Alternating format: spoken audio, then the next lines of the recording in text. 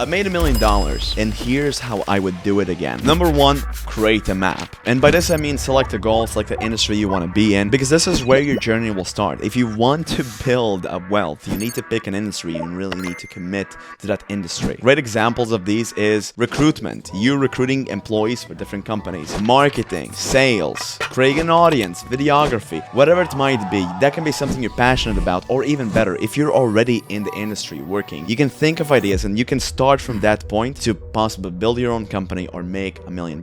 If you already have an existing skill, just double down and try to level up. This might mean if you're working at a job, let's say you're a videographer, try new things and maybe try getting into companies that are bigger, take on more responsibility and basically build your skill and become a better individual. Personally, for me, it was marketing. It took me years to get anything done in marketing. I remember I was the 16-year-old kid. I'd go into big company offices and you know how they would look at a 16-year-old. They think like, who is this guy? And I'm still in marketing this day with my business partner. We've made over $1 million. The thing is, you have to pick a niche and commit, because in most niches you can make the money. There are certain niches that are better than others. This basically comes to the ceiling you can reach in the industry, but to be fair, start where you're already at. If you don't like it at all, break off and look into other things you like, and then try to get traction, try to get skill, try to get a job. You find a niche, it could be the music industry, and then you find a sub niche, which could be the music industry, rap, or underground rap. That way you have a tighter community and it's easier for you to build your name in the industry. And this doesn't have to be on your own. You can work with someone, you can work for someone. There is no pride in doing things on your own. You need to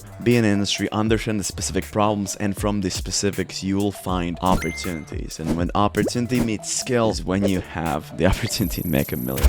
Step number two is to court your colleagues. This means once you're in an industry, you have to get to know people, and more importantly, other people need to know you. A great example for this is, let's say you go again in a sub niche, in a niche of a niche. Let's say you do Instagram reels for e-commerce influencers. Then if you go to events and network with people, if you talk to people online, once someone has an idea or they have an opportunity, they'll go to you, and that's ultimately what you want. You want to be top of mind. The same thing if you're running a brand, if you're running an e-commerce store. You don't just want to sell, dog products. You want to sell dog food for people, dog food for dogs with, joint problems, right? So then when people are searching for something very specific, that's when they come to you. And a lot of times opportunities are right from specificity. The breakthroughs I've had in my life have come through just knowing a person, them referring me someone over, so on and so forth. The opportunities and the things, they'll propel you forward will come from meeting people. So go network, mingle with colleagues, talk with people on Instagram. Don't be afraid to send DMs. Then on to step 3, break off and do your own stuff. So once you've built the skill and once you know people, and more importantly other people know you, now it will be time for you to break off. A lot of times your job or wherever you're working at, it will have a ceiling. It might be 100k, 300k a year, whatever the yearly salary is, but it will have a ceiling. Where you really don't have a ceiling, or the ceiling is much higher, is when you own your own business. And to be fair, at the start you probably will not own a business. You'll just be a glorified freelancer. You might have an LLC, you might have an assistant, but you will be just doing stuff on your own. And this is why I said I'd recommend people to work a job. Personally, I've never worked a job in my life, but the thing that I was missing from not working in a job was learning how to hire the corporate structure of a business. Because if you're, let's say, in a marketing agency, you will see how this agency operates. If you're in an e-commerce business, you will see how this business operates. And then you might be able to maybe find some specific small problems which you can turn into a business. If you add value to your existing job place, this might be a great time for you to break off and do it at a scale. A great example for this is Alex Berman. He actually was doing cold emails at a company, and then he realized this is an opportunity a lot of people aren't doing. He started X27, and now they're working with a bunch of agencies, helping them book meetings with Fortune 500 companies, just because he was doing that at his job. He learned that skill, he saw what the people cared about, how to sell to companies like he was working at, and then he broke off and started offering these services to different people. One of his first clients was actually his previous boss. Once you've built your business, the most important thing to focus on is product market fit. This means creating something, whether that's a service or a product, that people actually want to buy. A lot of times you might want to create something that you want yourself, but that doesn't necessarily mean it'll be a successful business. What's successful is what other people want to buy and what's something you can really scale. That's why I said you should work in the industry you're in, because then you'll get to learn, and then you'll get to see all the different nuances, all different opportunities. And that's why, as I said, specificity sells. The specificity is also product market fit. Different tools or features maybe an existing product doesn't have. You might be working at a product with, the current business you're in, but you see it's not good enough. Your colleagues are complaining, you're complaining. You can create something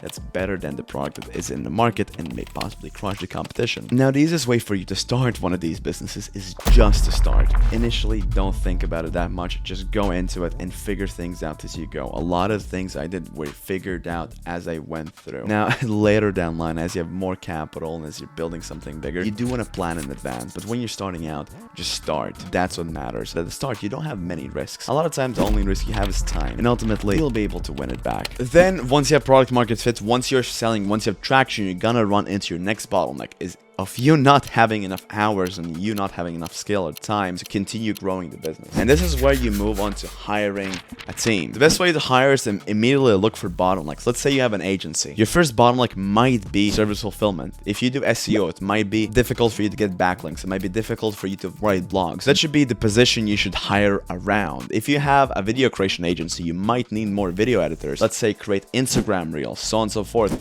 So hire around these specific roles. As you're starting out, I would typically not recommend hiring around sales and whatnot, because primarily the talent you're gonna get, unless you can pay them 100K or more a year, is not gonna be that high quality. In most cases, you wanna hire people who can help with fulfillment, who can help provide a service or do the job that you essentially sell, because a lot of times sales will be a great skill. Then step 5 is to structuretize and systematize, because if you maybe have 2-3 employees, you can do things on a whim, but as you start to get a larger company, you need to build structure. So this means building organizational charts. Where is the people in the organizational hierarchy? What are different responsibilities for people? What do people do? Where do people interact with each other? It's also building systems. Let's say you need to get something done. Let's say you need to process a refund. How that would be done? Let's say you have an email that comes into your customer support inbox, and who takes care of it? How do people deal with different issues? All these things, they need to be documented, systematized, and then you'll be able to build like this huge machine, huge cogwheel that can scale. To structuretize and systemize, you do this by number 1, building your organizational chart. Once you've done that, you already see which people you need to hire, maybe which people are in the wrong positions, because sometimes once you start out, you might just hire a bunch of people, your friends, somewhere here and there. Once you build an organizational chart and understand all of the different intricacies of people you need and what the responsibilities, you might find people you don't really need on your team. Once you've done that, start to build systems. And systems are just basically general interactions. Let's say you're an agency, and what happens when you sell someone? How does a client get onboarded? What happens from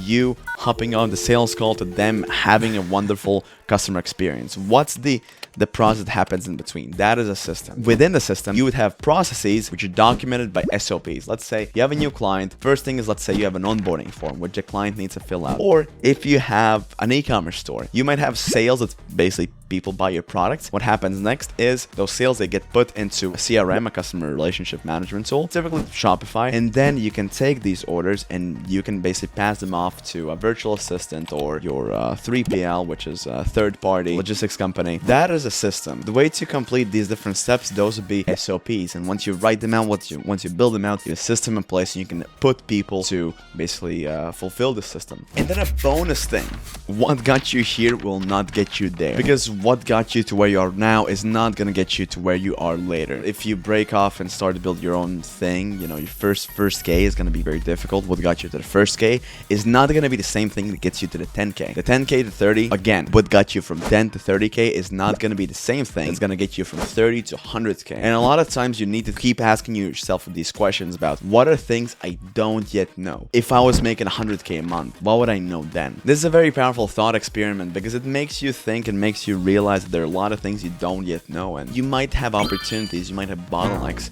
you don't realize. And essentially that's it. This is how I've been able to make my first $1 million. If you enjoyed this video, if you thought this kind of like my layout was valuable, click the thumbs up button, and more importantly, subscribe to see more. Comment down below if I missed something. I want to hear feedback, I want to improve. Thank you for watching, and adios.